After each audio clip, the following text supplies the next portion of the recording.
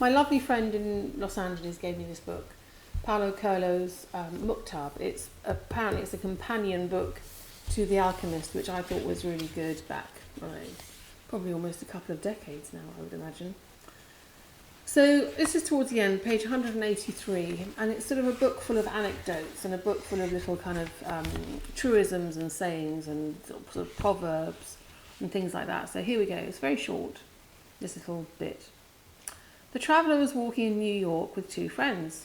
Suddenly, in the middle of a perfectly banal conversation, the two friends started arguing and almost came to blows. Later on, when they had calmed down, they went into a bar, and one of them apologised to the other, saying, "I've noticed how much easier it is to be hurtful to those we're closest to. I would never have gotten so angry if you were a stranger, but precisely because we're friends, and because you understand me better than anyone, that somehow gave me the licence to be more aggressive. That's human nature for you." Perhaps it is, but let's resist it. Perhaps it is human nature, but yes, let's resist it.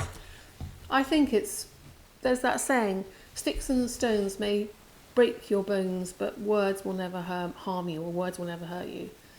I haven't said that for so long, I couldn't even barely remember what it was. But yes, I think it's really important to hold back and try not to say things which are really hurtful to people that we really love.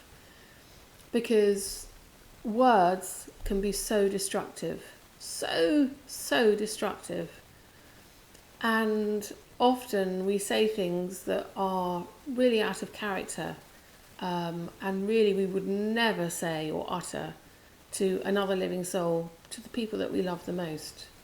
I've never really been one for arguments, and when I was married, I found it very difficult to sort of stand up to myself. It was a very strange relationship in that respect, which I'm not going to go into, but I think it's really important to try to rationalise things before we actually say them.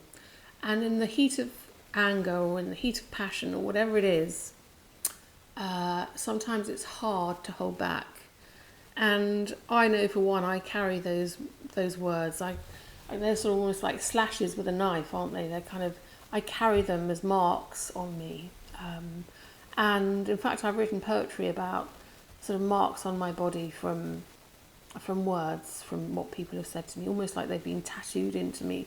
They really feel so permanent and indelible, and they are very destructive because they sort of grow as well. So when somebody says something really horrible to you, like for instance, if somebody said to me, "You're really fat and ugly," I would take that, if it was from somebody who I really respected and somebody who I really loved, a partner or my husband or ex-husband or whoever it might be, one of my children, I mean anybody, a really close friend. If they said that to me, and maybe I could take it and it would be slightly out of context, or maybe they said it but they didn't mean it at the time, it was, in the heat of a argument about something or something that we disagreed about. And actually that would be the one thing I would take from the whole argument, even though it might not be the most important thing, and I would hold on to it and I would sort of plant it like a sort of festering seed, and it would fester inside me for forever, for all of my life actually. And it would probably grow and grow and grow and become massively out of proportion to what was actually being meant or was being said at the time. And I would kind of hold on to it and cling on to it for dear life, and it would become a very destructive thing. So I've learned to try not to hold on to those things anymore. And I've tried to sort of clear out the festering seeds from my previous relationships or lives or arguments or whatever it has been. It doesn't happen very often, but I used to hold on to those sorts of things, and it would be very, very upsetting. So I think that it's important that we cut those ties, we cut the ties with those things, and we don't cling on to them because they're really, really not worth clinging on to.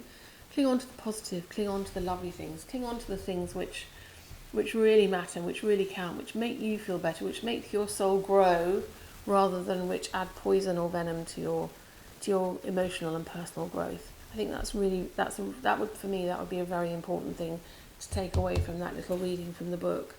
So yes, sever the ties with all the nasty stuff that's been said.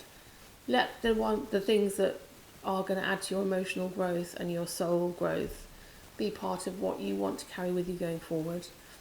Ditch the rubbish, ditch the bad stuff, just get rid of it. Just put it on that sort of mental bonfire in your head and just burn it, because you don't want it. Going forward, no way. Anyway, I hope you have lots and lots of fun this evening, whatever you're doing, wherever you are in the world. And this is quite a good little book. It's got a lot of sort of, I would say, faith type of anecdotes and things in there. If that's what you're interested in, then you might enjoy it. But I'm going to have a look through and see if there's anything else I can read to you later, or tomorrow, or perhaps another time. So have a lovely evening. Don't hold on to those festering thoughts. Hold on to the positive ones and plant those. Lots of love. Bye-bye.